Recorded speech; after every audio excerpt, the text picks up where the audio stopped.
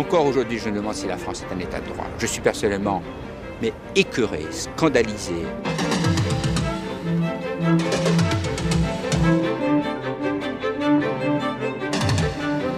Berlusconi n'est pas venu en France faire de la culture ou faire des programmes dits de qualité. C'est pas son affaire. Il est venu pour faire du commerce.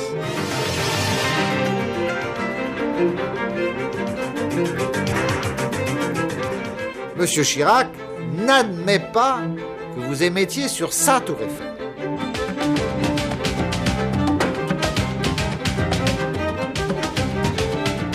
On se fait rouler dans la farine par les ingénieurs de TDF.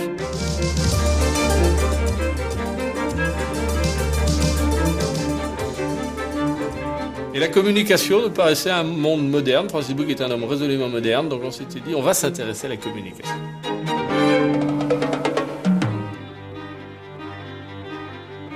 Au commencement était l'ORTF gaulien, un monopole politiquement dépendant, bientôt éclaté en 3 chaînes publiques qui deviennent autonomes et concurrentes par un pouvoir giscardien hostile à la télévision privée.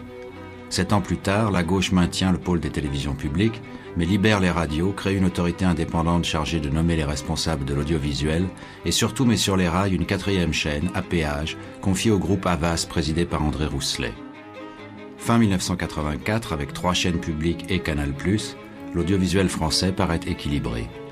Pourtant, c'est le moment que va choisir François Mitterrand pour envisager secrètement la création de chaînes nouvelles, privées et gratuites. Il s'agit aussi, à 1 an d'élections législatives, de couper l'herbe sous les pieds de l'opposition RPR-UDF qui a promis de privatiser la télévision. Début janvier 1985, François Mitterrand officialise l'ouverture au privé. Un choix qui va bouleverser l'ensemble du système audiovisuel.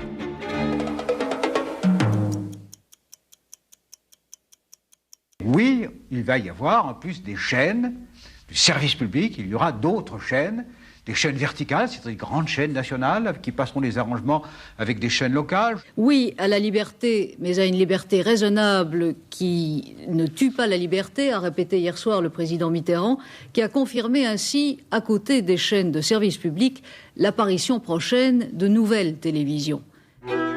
C'est un coup de tonnerre audiovisuel et politique. François Mitterrand a décidé seul de cette annonce, qu'il fait contre l'avis d'une partie du gouvernement. L'ouverture à la télévision commerciale est un choix qui heurte les convictions de la gauche. Et voilà, il décide en effet d'en faire l'annonce, comme il lui arrive assez souvent de le faire, en disant comme ça, comme je l'aurais dit, il faudra bien que ça se fasse, quelles que soient les difficultés ou les réticences des uns et des autres. J'étais très méfiant, très réservé. Alors je ne peux pas vous dire, il faudrait que je regarde dans mes archives personnelles. J'ai sans doute dû adresser, comme souvent, au président de la République, François Mitterrand, 1 ou 2 notes pour lui dire attention, attention. Déjà, on n'avait pas fait la chaîne éducative et culturelle qu'on aurait dû faire. Alors, aller créer des chaînes nouvelles pour les mettre entre les mains de marchands de soupe, je trouvais ça absolument choquant. La télévision privée occupe les esprits depuis plusieurs mois. À l'instar des radios FM de 81, quelques projets de télépirates frappent à la porte du monopole. Mais ce sont bien sûr les groupes de communication qui sont les plus concernés par cette annonce. Premier sur la ligne de départ, ce début janvier 1985, Robert Hersan. Le propriétaire du Figaro a fait connaître son intention de se lancer dans la télévision. Pour cela, il vient de recruter un des fondateurs de Canal+, Philippe Ramond, et quelques professionnels du petit écran. Même position dans les starting blocks pour le groupe Hachette, mais son président Jean-Luc Lagardère mise davantage sur la privatisation future des chaînes publiques promises par la droite. Publicis, le groupe publicitaire fondé par Marcel Bleustein-Blanchet, est également sur les rangs. Seul grand groupe déjà présent dans la télévision, la CLT qui contrôle RTL postule également. Son administrateur délégué, Jacques Rigaud, ne doute pas que la CLT jouera un rôle dans la télévision commerciale française. D'ici 3 mois, les critères de sélection de ces différents groupes seront fixés, mais les fréquences disponibles sont rares. Les places seront chères, et cette nouvelle télévision pouvant être opérationnelle d'ici les élections de 86, les choix seront délicats. Alors lorsque l'idée de télévision privée, là aussi, a surgi de façon non officielle, ça circulait ici ou là, à l'Élysée, au gouvernement, Je me suis dit, plutôt que de laisser faire les choses et d'être pris à la gorge, mieux vaut se préparer. Et j'ai suggéré à ce moment-là à Laurent Fabius, qui était Premier ministre, de confier une mission d'étude à Jean-Denis Bredin. L'avocat Jean-Denis Bredin a 3 mois pour établir un rapport sur la faisabilité des futures chaînes privées. En attendant ses conclusions, Hachette, la CLT et le groupe Hersant occupent le devant de la scène. Mais discrètement et à l'initiative de François Mitterrand, ce sont d'autres protagonistes qui vont bientôt intervenir.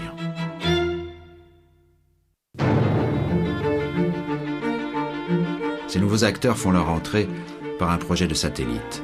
En janvier 1985, le gouvernement Fabius vient de confier au président de l'INA, Jacques Paumonty, une mission particulière, trouver des partenaires financiers pour lancer le satellite TDF-1.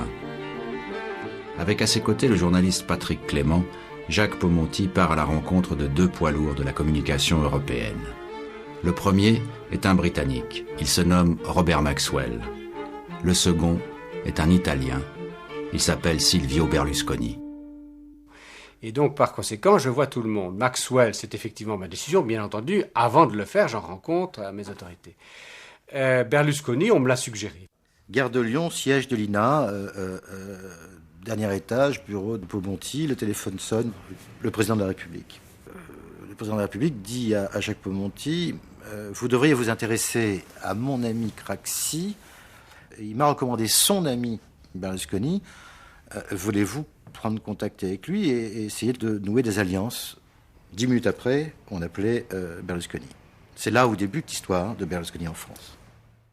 La quarantaine tout sourire, Silvio Berlusconi est déjà un personnage de légende en Italie.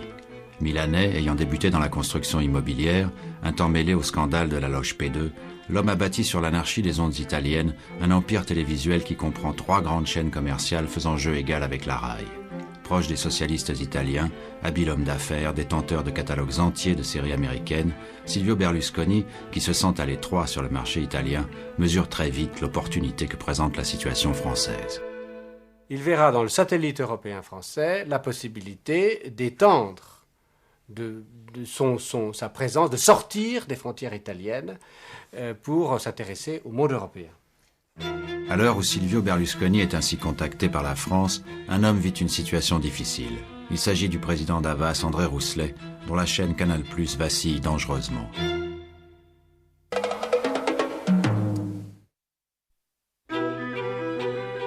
L'ouverture au privé annoncée par François Mitterrand a brutalement fait chuter les abonnements à Canal+. Le public préfère attendre la venue de chaînes commerciales gratuites. Début février 1985, le cours de l'action Havas s'effondre en bourse. Saisissant l'occasion de narguer le pouvoir tout en confirmant ses intentions audiovisuelles, Robert Hersant se propose, à la une du Figaro, de racheter Canal+. L'odeur des cadavres attire les grands animaux de la jungle. Robert Hersant n'échappe pas à la règle et il titre sur 4 colonnes dans le Figaro, M. Rousselet cessez de nous apitoyer avec Canal+, passez la main à des vrais professionnels. Provocatrice, l'offre d'Hersant reste sans lendemain. En revanche, les difficultés de Canal+ vont en s'aggravant. L'inquiétude gagne les actionnaires. André Rousselet doit chercher de l'aide. Il se tourne vers un grand patron, ami de François Mitterrand, Jean Riboud. Président de la très prospère multinationale Schlumberger, qui a fait sa fortune avec la recherche pétrolière, Jean Riboud n'est pas un simple industriel. Passionné par les médias, fasciné par les grandes chaînes américaines, il est l'un de ceux qui ont convaincu François Mitterrand d'ouvrir la télévision française au secteur privé. Jean Riboud, pour moi, c'est celui qui peut venir m'aider alors que je suis en difficulté financière. Il m'a demandé d'abord de mettre à sa disposition un collaborateur susceptible de l'éclairer un peu sur les problèmes, notamment de Canal+. Ce collaborateur, c'est Bernard Millet, l'ancien directeur de cabinet de Georges Filiou. Mais Jean Riboud va s'intéresser de beaucoup plus près à Canal que ne le souhaite André Rousselet. C'est là où il y a une espèce de malentendu entre eux. C'est que André Rousselet, lui, pense que Jean Riboud Schlumberger peut venir sur Canal+ pour l'épauler dans une phase difficile et prendre une petite participation au capital, alors que Jean Ribou a déjà en tête de créer la première grande chaîne commerciale française. Au risque de passer pour un imbécile, je m'en suis pas rendu compte immédiatement. Jusqu'au jour d'avril où, nargué une fois de plus à la une du Figaro, André Rousselet comprend que la volonté de Jean Ribou n'est pas de sauver la chaîne à péage, mais de la transformer, en accord avec le pouvoir, en une chaîne commerciale accessible à tous. Jean Ribou est d'ailleurs conforté dans son analyse par le rapport Bredin. Sur la foi des experts de TDF, le rapport conclut que les 2 chaînes privées annoncées par François Mitterrand couvriront à peine la moitié du territoire. 2 projets, semble-t-il, au maximum, de chaînes nationales ayant une audience de 17 millions de personnes à peu près, donc ne couvrant pas la France tout entière. Pour Jean Ribou, qui veut créer une vraie chaîne nationale, il n'y a donc qu'un seul réseau intéressant, celui occupé par Canal+. Ami de Jean Ribou et administrateur de la CLT, Jacques Rigaud est alors un observateur attentif de ce qui va devenir un véritable duel entre Jean Ribou et André Rousselet.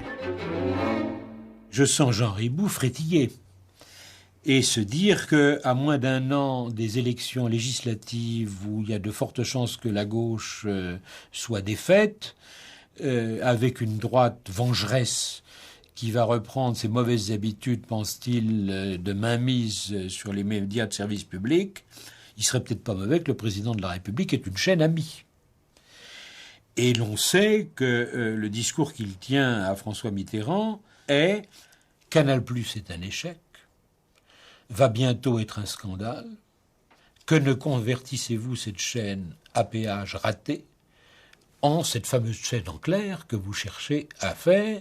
J'ai fini par me rendre compte qu'il y avait quelque part une conjuration, c'est un peu prétentieux pour une petite... Enfin, qu'il y avait une action concertée, menée pour m'écarter. Et François Mitterrand va être pendant 2 mois sous le feu croisé de 2 de ses proches amis, André Rousselet qui se bat comme un lion, et Jean Ribou et quelques autres qui viennent dire mais il y a un moyen très simple de faire tout de suite une chaîne privée, c'est d'arrêter Canal+, etc. Nous sommes en juin 1985. La situation financière de Canal+ se dégrade encore. Ne pouvant plus compter sur Jean Ribou qui convoite son réseau, André Rousselet, encouragé par François Mitterrand, se tourne vers cet Italien que le président de la République a secrètement rencontré au mois d'avril et qu'il trouve sympathique, Silvio Berlusconi.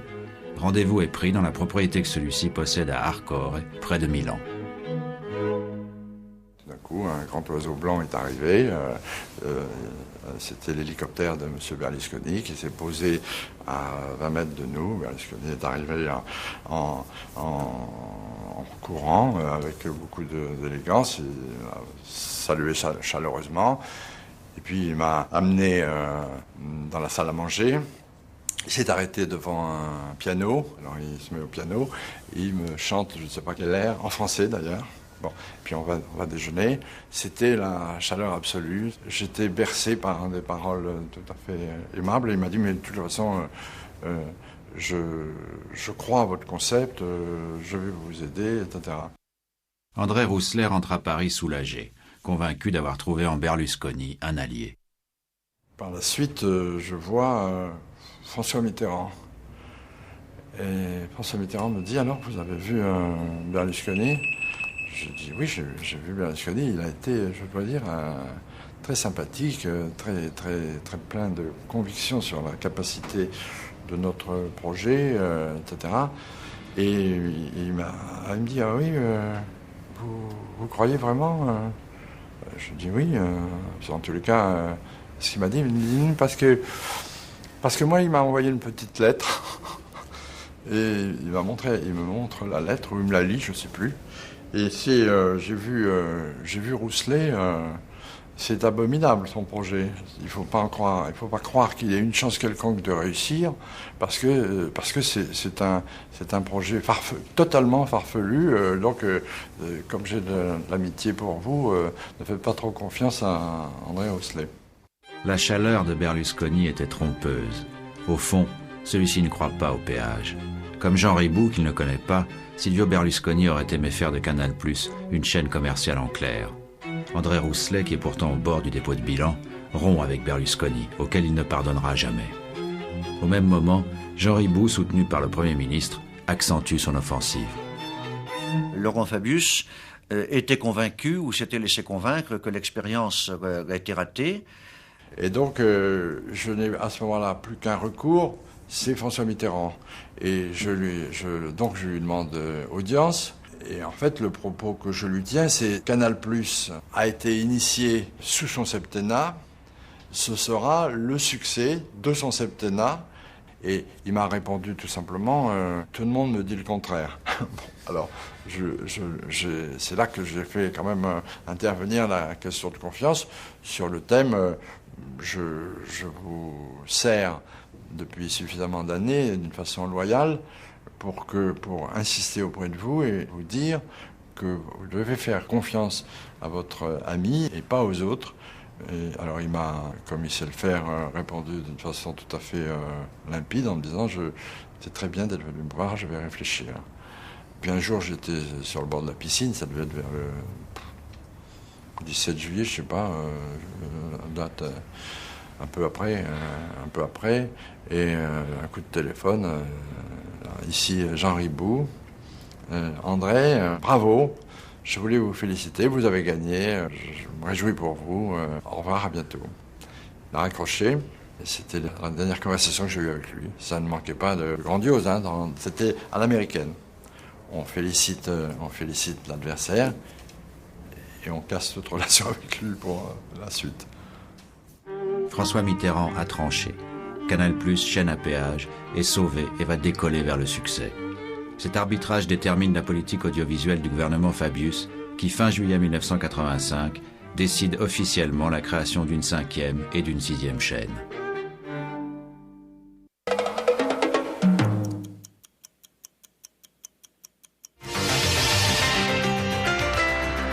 Feu vert du gouvernement qui propose 2 nouvelles chaînes nationales et une quarantaine de télévisions régionales.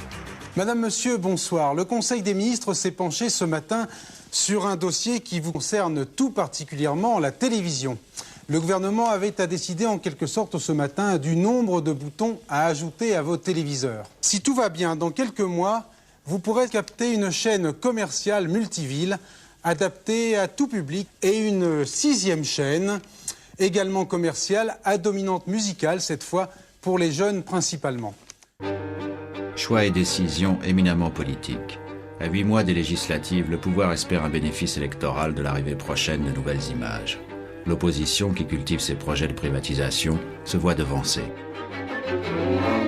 J'ai un peu le sentiment qu'il s'agit d'une sorte de bricolage préélectoral, que l'on distribue comme cela un certain nombre de fréquences et qu'on s'attribue peut-être en douce 1 ou 2 fréquences, encore une fois, en échappant au jeu normal de la concurrence.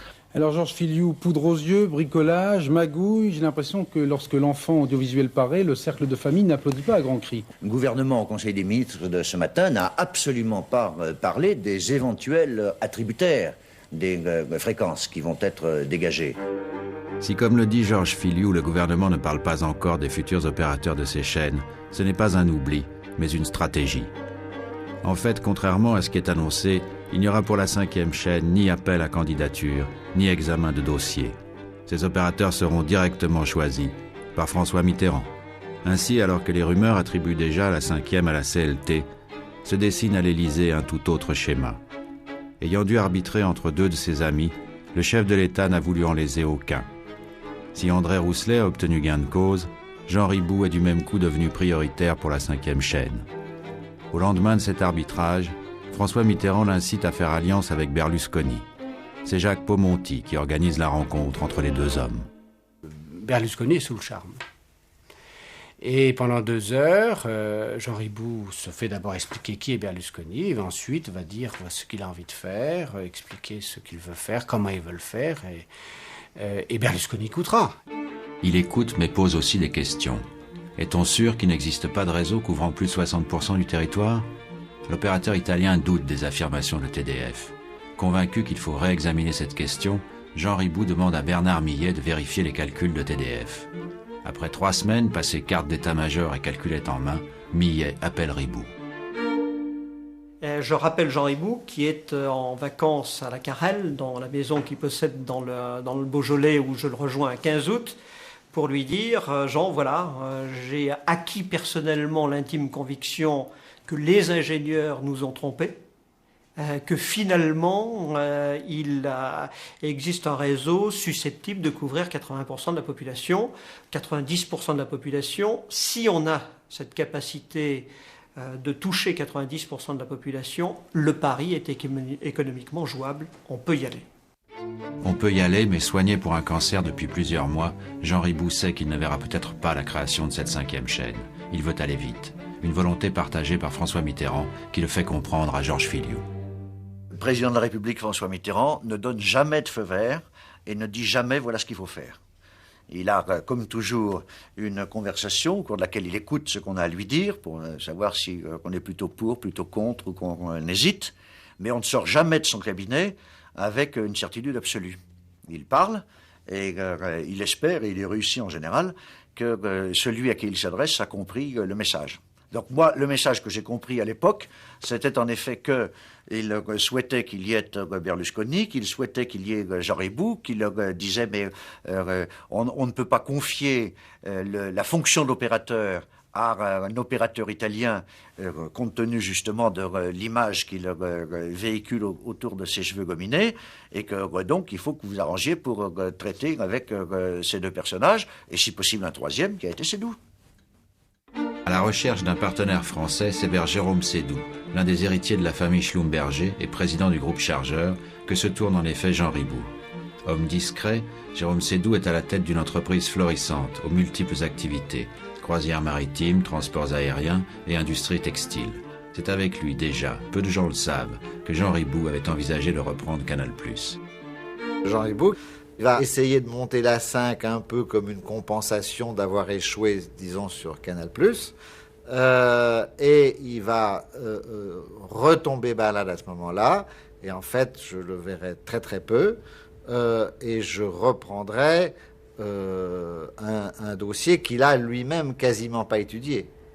Donc, qui sera le dossier de la première 5. Donc, c'est une opportunité. Personne ne l'a jamais fait. Alors, pourquoi pas nous?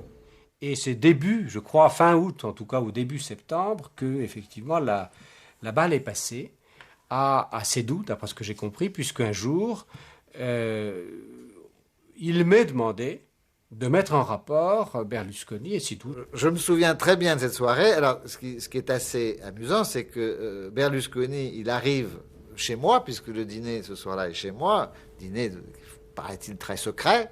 Il a été recommandé à François Mitterrand par Craxi et à Jean Ribou par François Mitterrand. Et donc, moi, il m'arrive recommandé par Jean Ribou. Donc, c'est un homme qui est très recommandé. Bon, alors, le dîner se passe bien. Ça se passe pas très bien. Je vous le dis tel que je l'ai vécu. Les rapports sont pas très bons. Le courant ne passe pas entre les deux hommes. C'est du moins ce que je ressens, mais c'est très subjectif ce que je dis. C'est un peu ce que me dit Silvio Berlusconi à la sortie. Je sais que par la suite, Silvio Berlusconi a trouvé, lui, que le dîner s'était mal passé. Mais moi, je trouvais que le dîner s'était bien passé pour, disons, des gens qui avaient beaucoup de choses à se dire, mais qui ne se connaissaient pas. Tandis que sur la 5, le pouvoir favorise une alliance Berlusconi-Seydoux, pour la 6, la chaîne musicale, plusieurs projets voient le jour. L'un associe la compagnie UGC à l'agence du publicitaire Jacques Séguéla. Un autre, semble-t-il mieux placé, est piloté par le groupe de Marcel Bleustein-Blanchet, Publicis, et dirigé par Maurice Lévy. Au mois d'août, le 13 août je crois, je rencontre Georges Filiou qui m'explique l'intention du gouvernement. Et je comprends à ce moment-là qu'en ce qui concerne le grand réseau, il est déjà quasiment attribué. En tous les cas, c'est pas la peine d'en parler.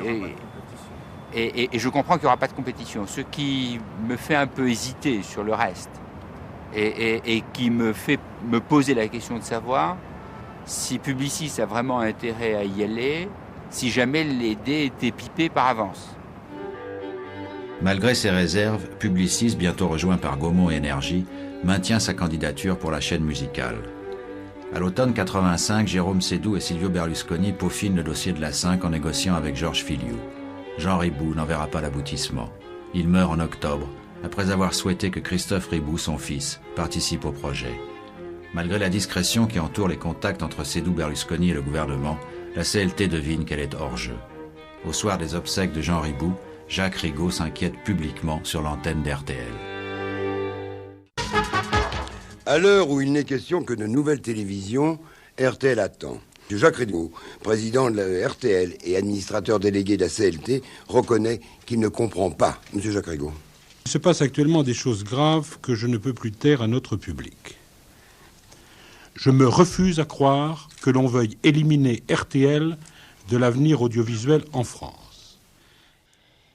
Et là, je dois dire que j'ai pris un gros risque. La question était de savoir si nous présentions officiellement un dossier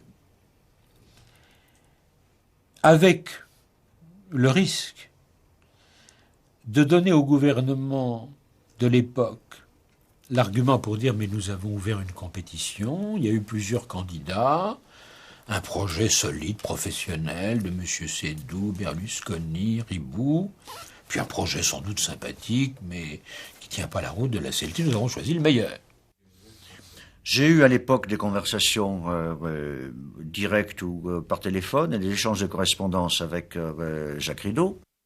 Et j'ai adressé à plusieurs reprises des lettres, notamment à M. Fillot, au Premier ministre, en disant « il est question d'attribuer des chaînes privées, la CLT qui a une forte présence en France, qui a un actionnariat français, qui avait des projets satellitaires, et bien entendu prête à présenter un dossier dès lors qu'il y a une compétition, etc. » Je n'ai pas souvenir qu'il ait jamais déposé sur mon bureau une demande en bonne et due forme assortie d'un projet. Bien entendu, ce sont des lettres qui n'ont eu aucune réponse. Et pour cause. Comme on l'a vu, la 5e chaîne est déjà prioritairement et en secret réservée pour Berlusconi Seydoux. Berlusconi s'apprête à faire son entrée sur la scène française. Il vient fréquemment à Paris assisté de 2 collaborateurs, Angelo Codignoni et Carlo Freccero. Mais sa réputation le dessert et il connaît mal le contexte national. C'est le journaliste Patrick Clément qui se charge de préparer son entrée. On crée les conditions objectives pour que Berlusconi, dès cet instant, dès ce moment-là, pour que Berlusconi puisse être un candidat présentable et qu'il puisse obtenir une chaîne de télévision en France. C'est clair. Et Patrick Clément était un peu vraiment comment on peut dire, vraiment les Richelieu, c'est-à-dire vraiment que et c'était l'ambassadeur, c'était l'homme vraiment qui cherchait vraiment de guider Berlusconi dans le labyrinthe de la politique. Ce labyrinthe passe notamment par le ministère de la Culture. Fin octobre, un dîner est organisé rue de Valois pour que se rencontrent Jacques Lang et Silvio Berlusconi.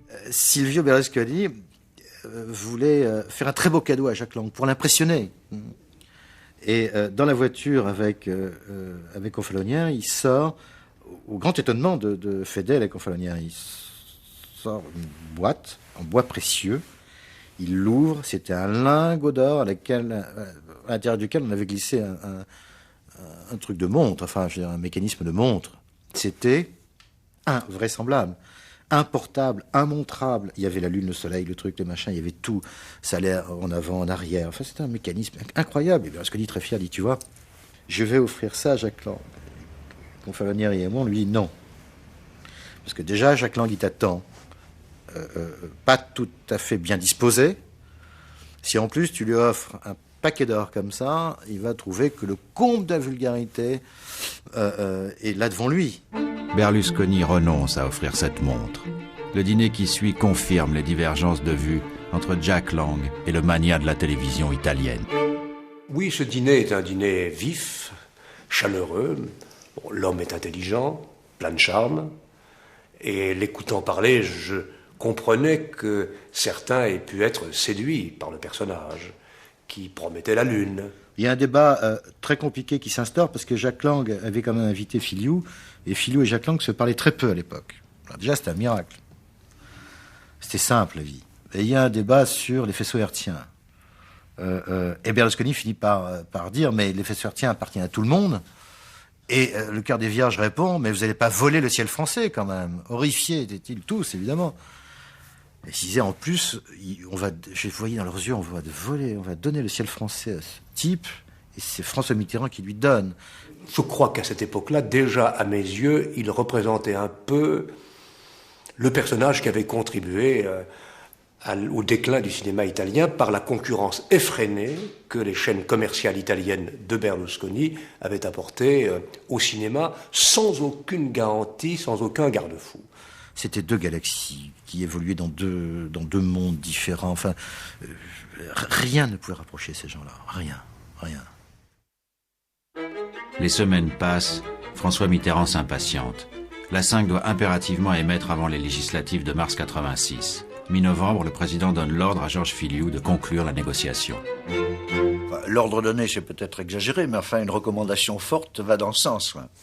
Donc, je reçois tout ce beau monde, Berlusconi, Seydoux, dans un petit appartement de fonction dont je disposais rue de Bourgogne, à côté du ministère de la Communication.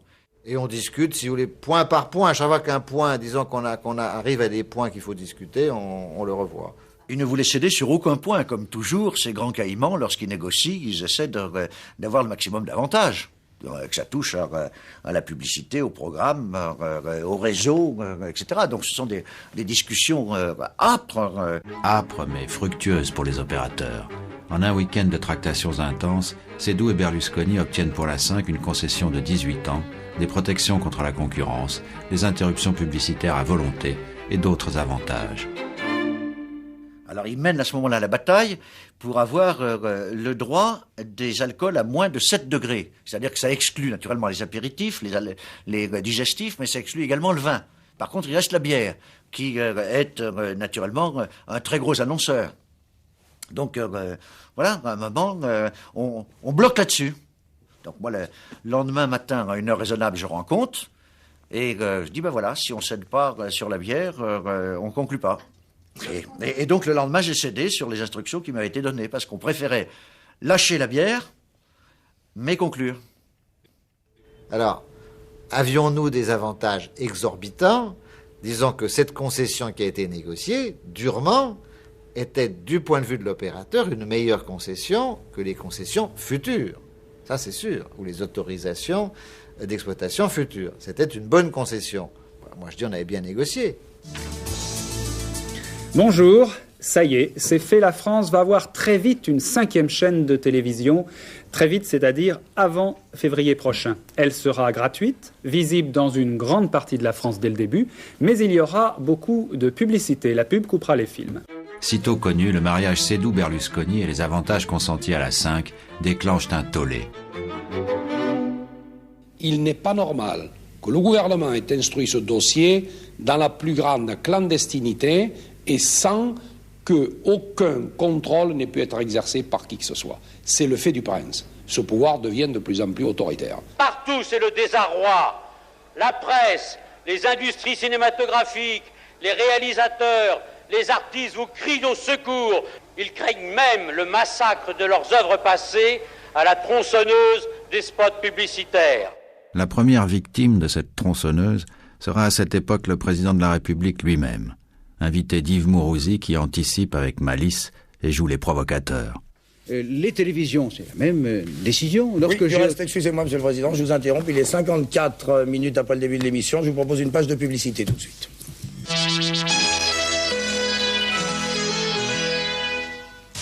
Chou, la jaunie.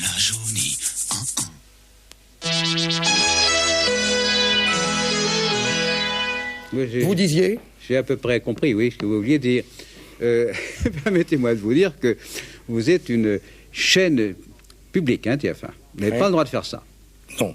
Ah, sauf mais de toute façon, on fait régulièrement attraper. Sauf, bien entendu, pour...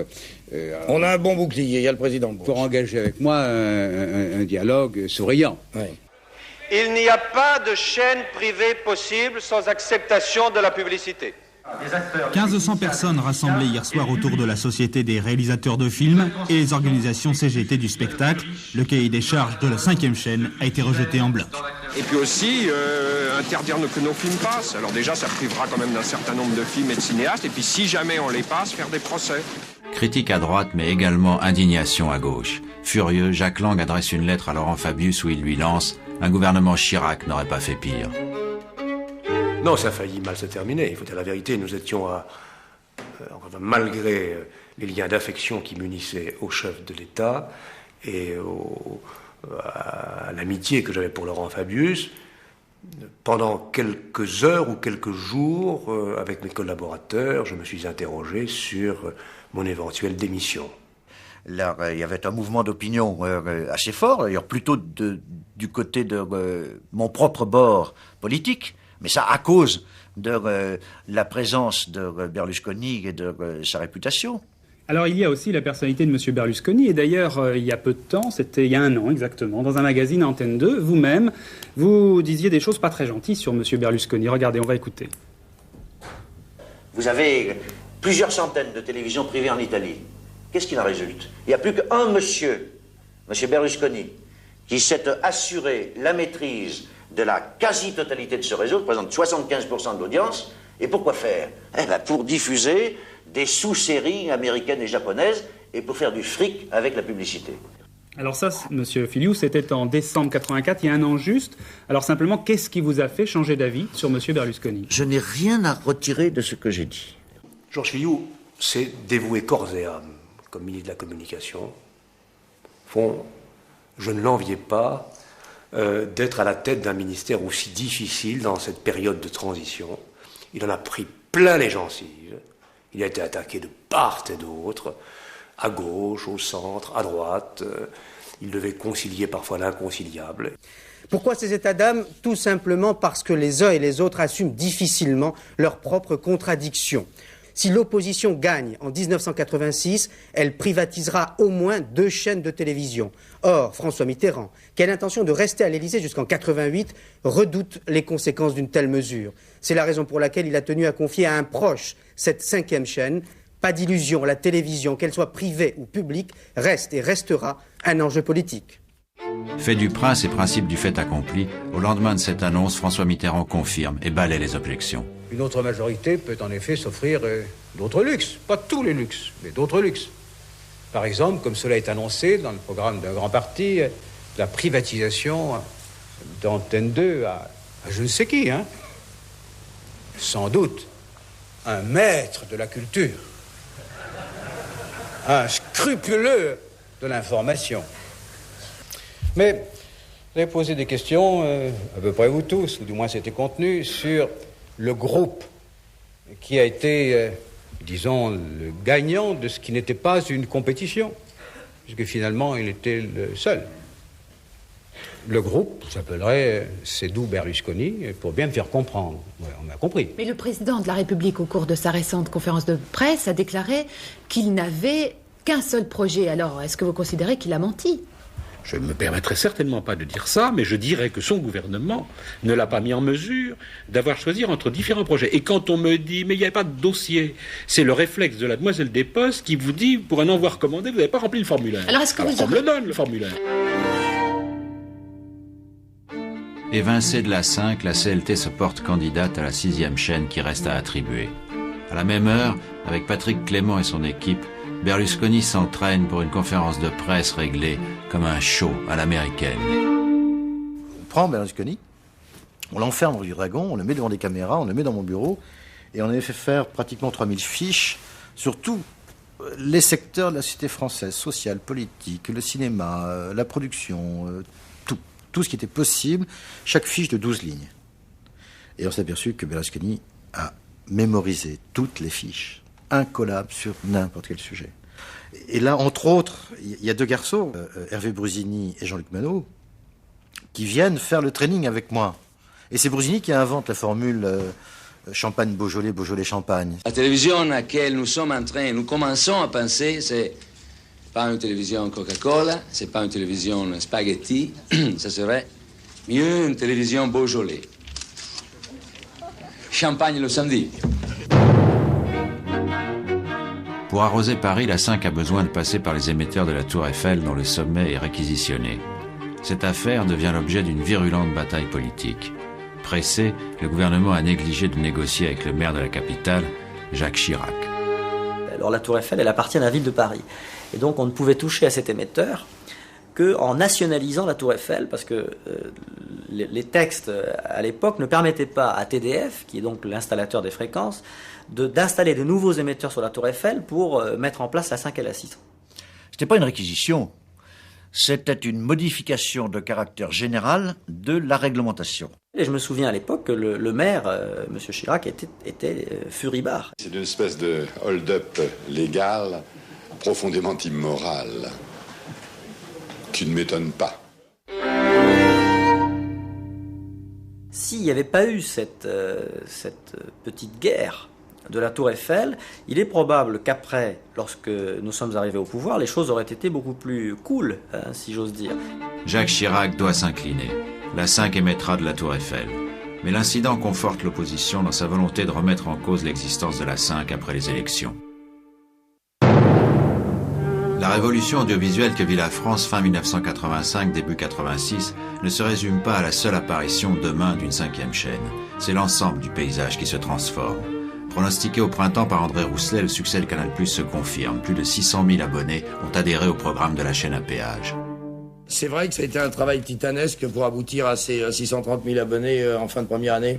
Titanesque, le mot est un peu excessif, sans doute comme d'autres qualificatifs moins élogieux dont on nous a gratifié depuis un an. Ceux qui vous lancent des fleurs aujourd'hui sont ceux qui vous crachaient dessus il y a quelques mois. Pas tous. C'était, enfin à peu près, mais c'était normal à ce moment-là. Vous avez bien encaissé, disons, les critiques. À partir du moment où même le président de la République avait donné le départ d'une série d'ennuis en annonçant l'arrivée de télé multiples, diverses, variées et gratuites, on commençait à trouver le temps long.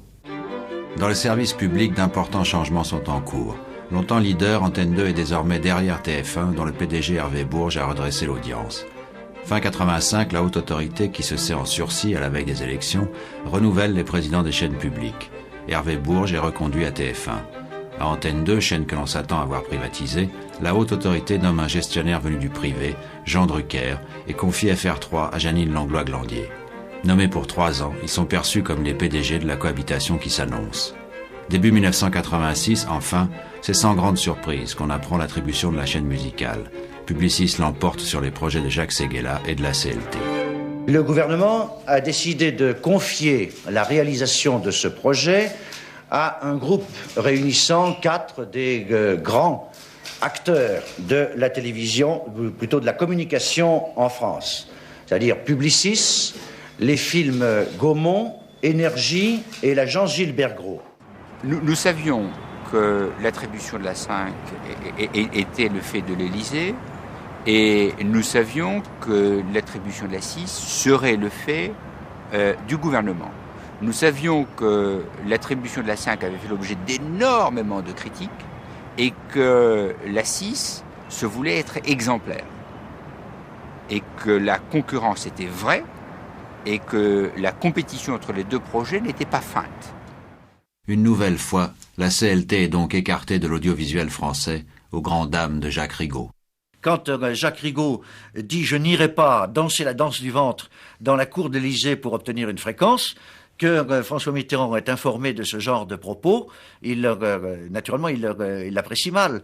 Moi, je me souviens qu'à l'époque, il m'avait dit j'avais un voyage officiel prévu au Luxembourg, je l'annule. Et il ajoute, naturellement, sur le ton de la plaisanterie, s'il faut faire la guerre au Luxembourg, on a plus de divisions qu'eux. Février 86, sur la 5, c'est le compte à rebours. Au climat d'hostilité politique est venu s'ajouter un boycottage de la part des professionnels français. Les animateurs et journalistes vedettes, contactés par Berlusconi, n'ont pas répondu à l'appel.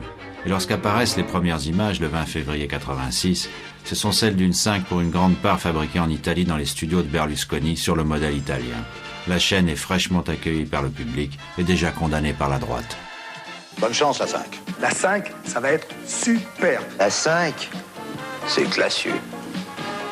On avait tous quand même beaucoup d'émotions, parce que ça marchait quand même. Même si...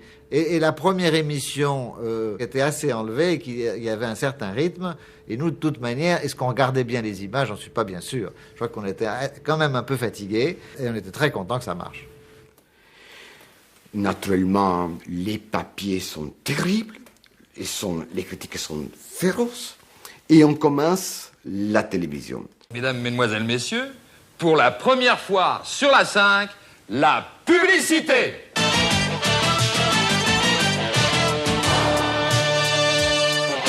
Berlusconi n'est pas venu en France faire de la culture ou faire des programmes dits de qualité. C'est pas son affaire. Il est venu pour faire du commerce. La télévision est la possibilité de diffuser de la pub et donc de faire de l'argent. Il n'attribue pas de mission à ces programmes. Il attribue une seule valeur, celle d'être vendu. Une semaine plus tard, c'est au tour de la 6e chaîne musicale, baptisée TV6, d'ouvrir son antenne avec des vidéoclips. Un an après l'annonce de François Mitterrand, le pari a donc été tenu. Avec la 5 et la 6, la France entre de plein pied dans l'ère de la télévision commerciale. Pub. Dans 3 semaines, l'opposition compte bien remettre tout l'édifice en question.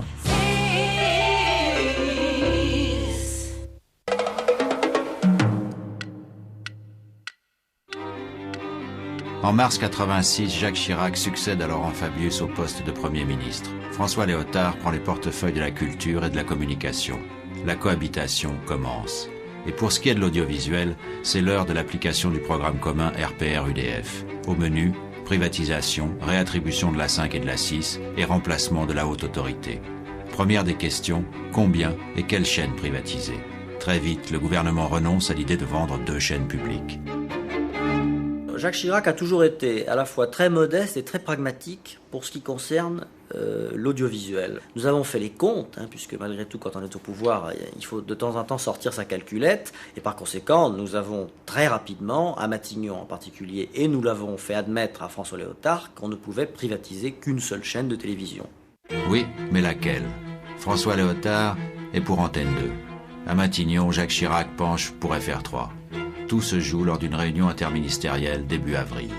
Je me souviens que, au cours de cette réunion, le ministre qui a prononcé le nom de TF1, un peu sur le mode, puisqu'au fond, mettons tout le monde d'accord et on va privatiser TF1, c'est Édouard Balladur. TF1 sera privatisé, l'importance de son audience lui permettra de faire face à la concurrence, tout en supportant un niveau d'obligation de contribution à la création au moins égal au niveau actuel. Le choix de TF1 se fait sans étude économique préalable. TF1 est un symbole pour la politique de privatisation. On avance l'argument que c'est une chaîne dont les programmes à succès relèvent déjà d'une logique commerciale. Et le gouvernement, sans l'avouer, y voit un moyen de se séparer de son PDG classé trop à gauche, Hervé Bourges. Séparer, vous êtes gentil, se débarrasser purement et simplement, je crois qu'on fait une bonne opération. On vend une chaîne qui vaut cher et qui va rapporter un petit peu d'argent à l'État, et c'est très bien. Et je dois dire que j'ai fait monter le plus possible des enchères, parce que je ne tenais pas à ce qu'on brade la chaîne dont j'étais le patron. Et à côté de ça, on se débarrassait de son président. Dès le printemps 86, François Léotard met en chantier une nouvelle loi sur la communication et promet que les changements se feront à l'aune d'un nouveau concept fourre-tout, le mieux-disant culturel. Critiquée de toutes parts, cette loi est l'objet au long de l'été 1986 d'interminables débats au Sénat, puis à l'Assemblée. Début août, le gouvernement publie 2 décrets au journal officiel. Les concessions de la 5 et de TV6 sont brutalement annulées. Je me souviens très bien parce que j'étais en train de jouer au golf à Deauville et on vient me chercher avec une petite voiture sur le golf en me disant il y a un coup de téléphone urgent, etc. Donc je vais prendre le coup de téléphone, c'était le directeur de cabinet de Léotard qui m'annonçait que le décret avait été signé et que donc nous étions condamnés. Oui, mais compte tenu du fait qu'elles avaient été attribuées de manière unilatérale et pas transparente, il y avait d'autres groupes qui souhaitaient être candidats à ces chaînes. Il fallait à ce moment-là remettre les choses à plat. Et la seule façon de les remettre à plat lorsqu'il y a une concession de service public, c'est de casser cette concession. Une concession dans un état de droit comme l'est la France, ça ne se casse pas sans risque. Pardon, vous avez dit un état de droit ?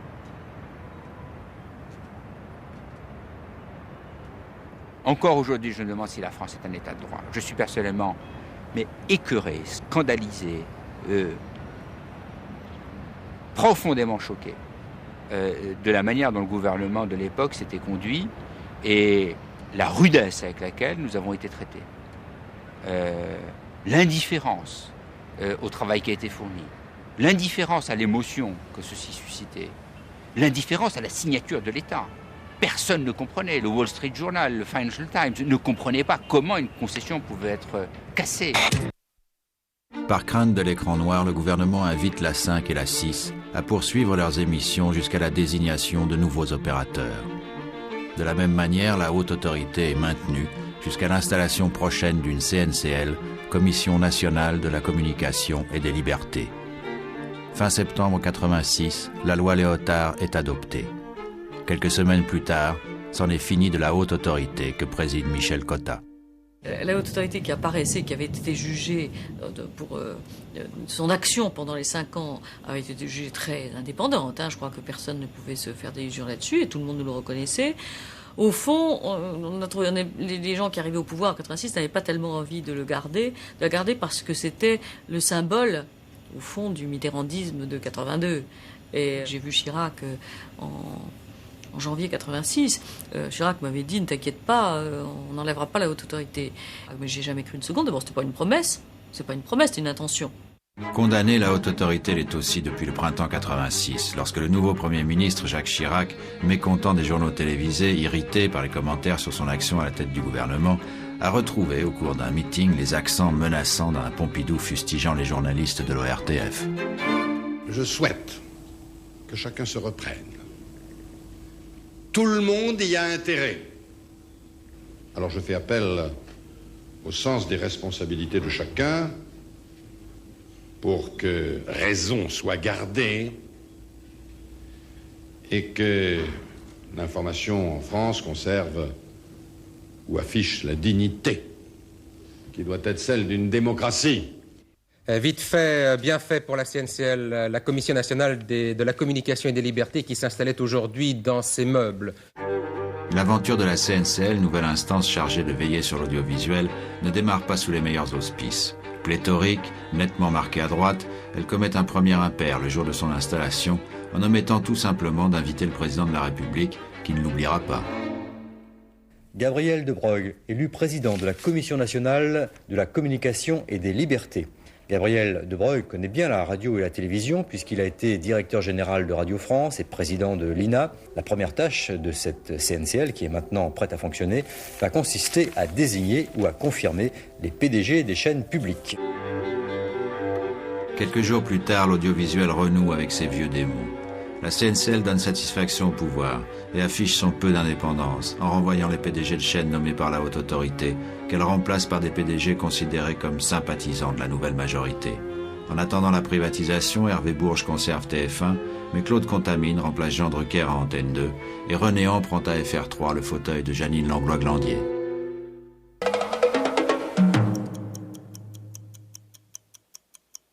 La CNCL, la Commission nationale des libertés et de la communication, a lancé aujourd'hui l'appel d'offres pour l'exploitation de la 5e et de la 6e chaîne.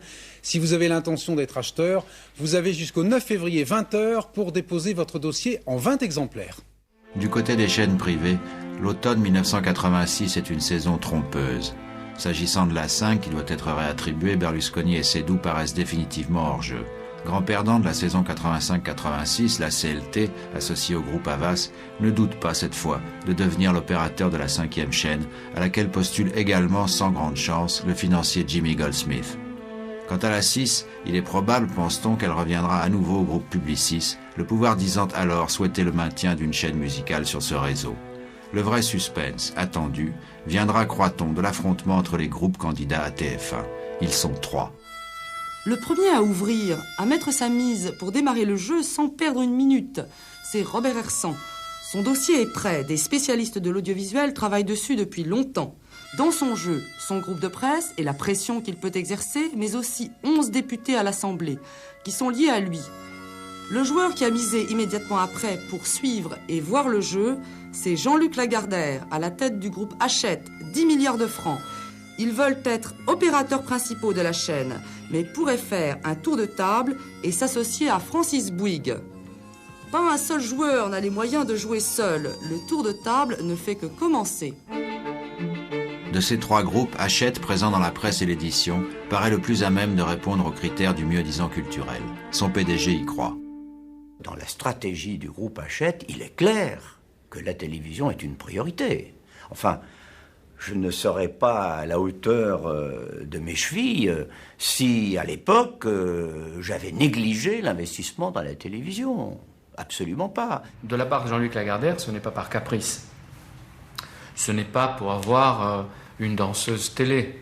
c'est parce qu'il est convaincu qu'il y a là un secteur industriel et économique important pour les années qui viennent. On jouait gros ou on ne jouait pas.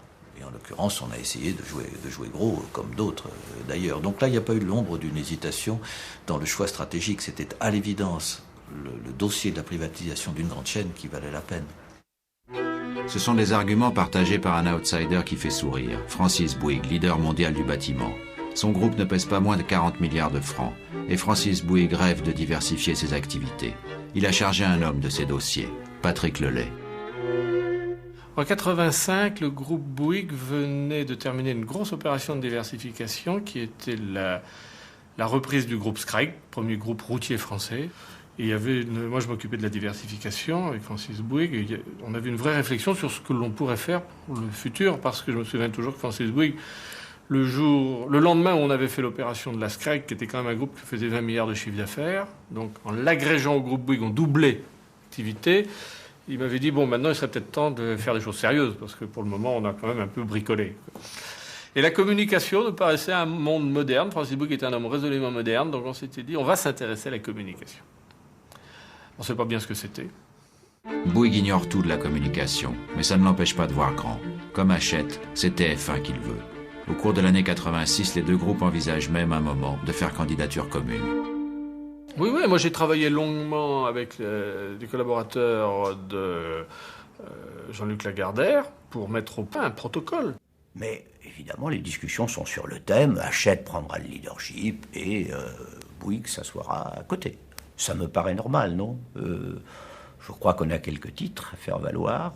Le béton, c'est un superbe métier, quand même assez loin de la télévision. Et nous, on n'a pas du tout l'intention de laisser Hachette commander, parce qu'on ne voit pas bien en discussion pourquoi ils sont plus compétents que nous dans le domaine, malgré les problèmes d'image, malgré le fait qu'ils soient très impliqués dans le cinéma, très impliqués dans la presse, dans la radio, bien sûr, mais nous, on se dit, oui, bien sûr, la télévision, c'est un autre métier. Et le groupe Hachette veut nous laisser de côté, en nous disant, votre argent m'intéresse, donnez-le-moi, et puis je le gérerai. On dit, non, c'est pas qu'on n'a pas confiance, parce que ce sont déjà honnêtes, mais on s'occupera de notre argent nous-mêmes et de nos responsabilités nous-mêmes. Donc très vite, on part tout seul. Troisième cavalier dans la course à TF1, Robert Hersan. Surnommé le papivore, soutenu par des réseaux politiques et bancaires, l'homme au passé qui suscite tant de polémiques a réussi, en défiant la loi, à bâtir le premier groupe de presse français. Il mise sur le poids de ses journaux pour entrer dans la télévision. Hersan avait une candidature très politique. Hersan nous disait, moi j'ai été pendant 5 ans le porte-parole de l'opposition avec mon empire de presse, donc il faut absolument que j'ai une télévision, parce que si je n'ai pas de télévision, j'ai un groupe bancal, donc on me doit ça sur le plan politique, il me faut ma télévision. Et Hersan était même venu demander à Jacques Chirac, en fait, de lui octroyer l'acquisition d'une part du capital de Canal+. Et ça a été d'ailleurs poliment refusé à Hersan, parce que ça aurait complètement déstabilisé cette chaîne, qui en plus était une chaîne qui marchait bien. Et donc Hersan dit, moi je veux TF1.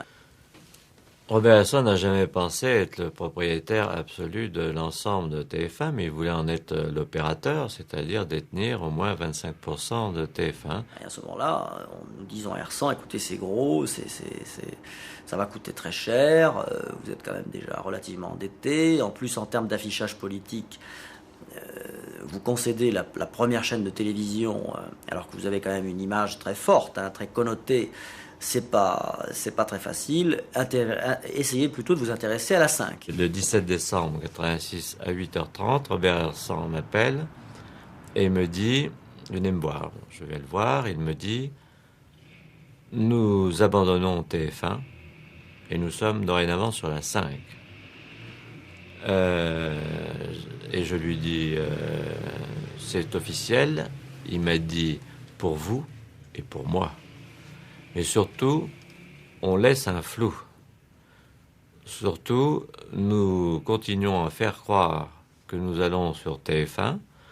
Nous ne démontons pas, comme si on dit qu'on va sur la 5, mais il faut brouiller les cartes de manière à nous permettre de faire notre dossier tranquillement.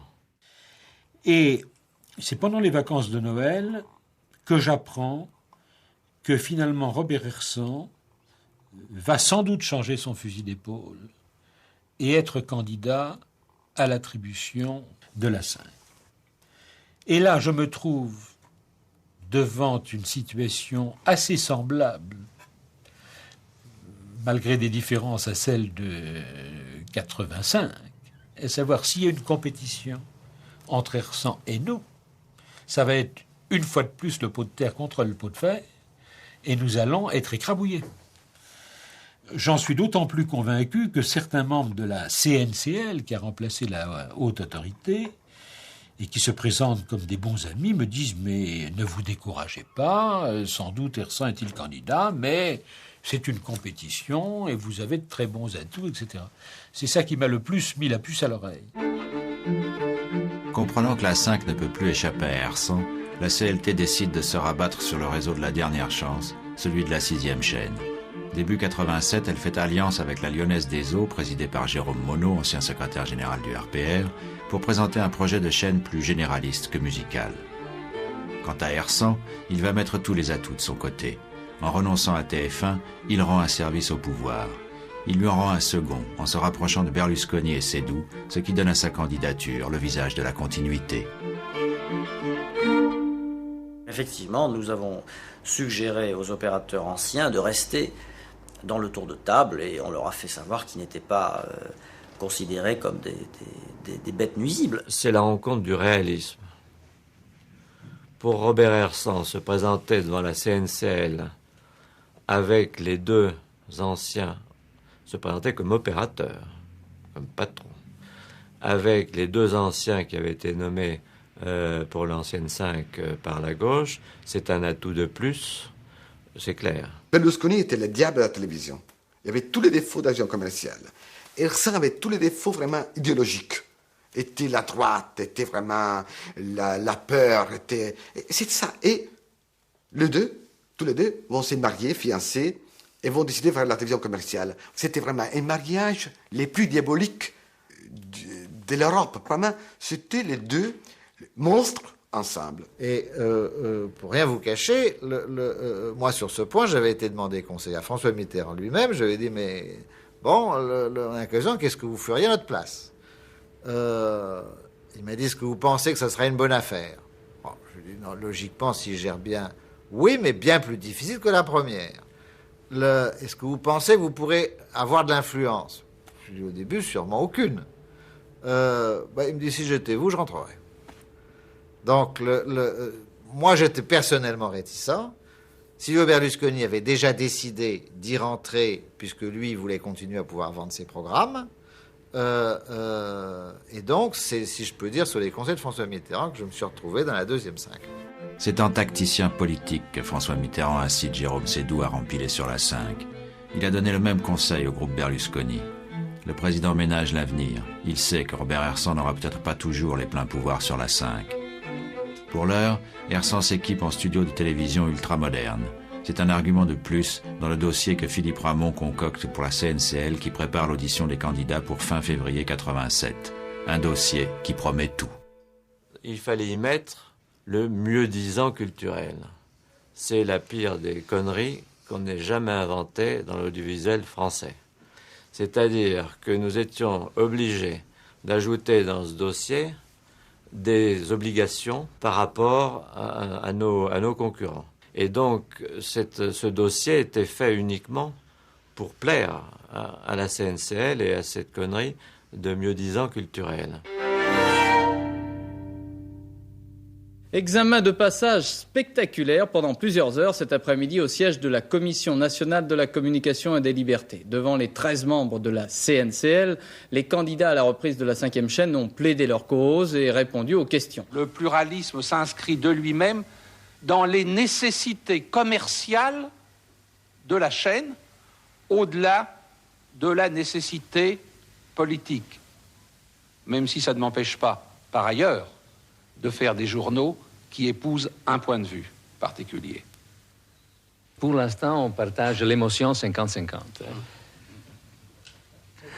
On a partagé vraiment aussi le coiffeur aujourd'hui pour que nous voulons nous présenter avec une belle mine. Je ne sais pas si on est réussi. Le même jour, l'homme d'affaires franco-britannique, propriétaire de l'Express, Jimmy Goldsmith, est auditionné.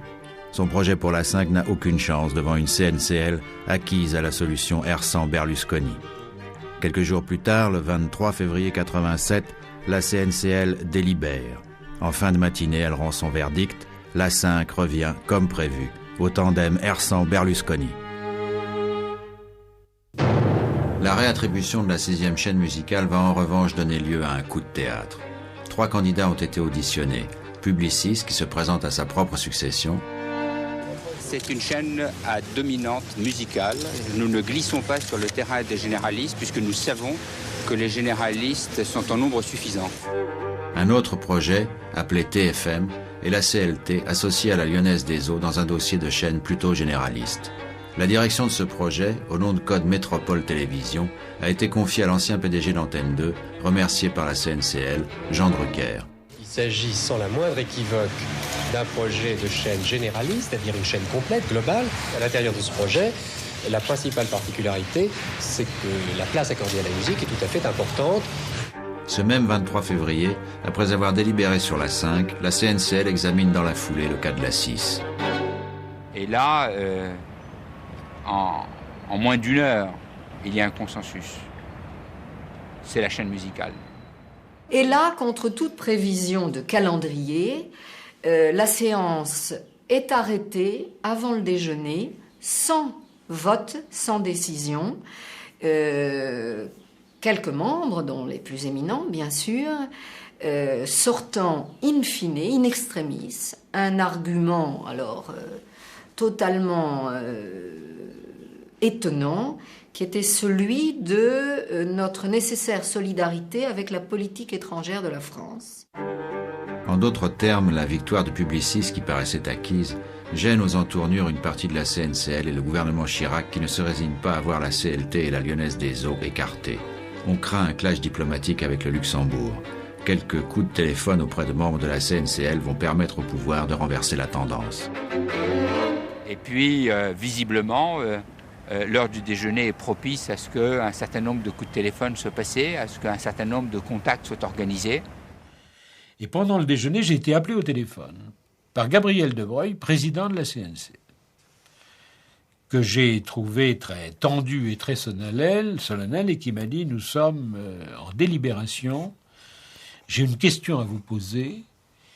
Si la 6 n'est pas attribuée au consortium où vous êtes présent, la CLT a-t-elle d'autres possibilités de développement en France ?» Et je lui ai répondu « Je n'en vois pas ».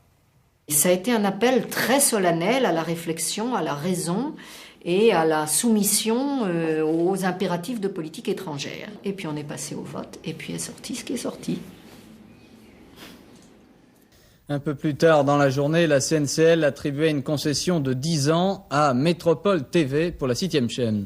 Métropole TV, c'est le projet constitué par la compagnie luxembourgeoise de télévision et la Lyonnaise des Eaux principalement. La 5 et la 6 cassées puis réattribuées, il reste pour la droite libérale à parachever sa reconstruction du paysage audiovisuel en opérant son grand œuvre annoncé, la privatisation de la première chaîne publique française. Au soir de ce 23 février, s'engage entre les groupes Hachette et Bouygues un duel où bien des coups seront permis.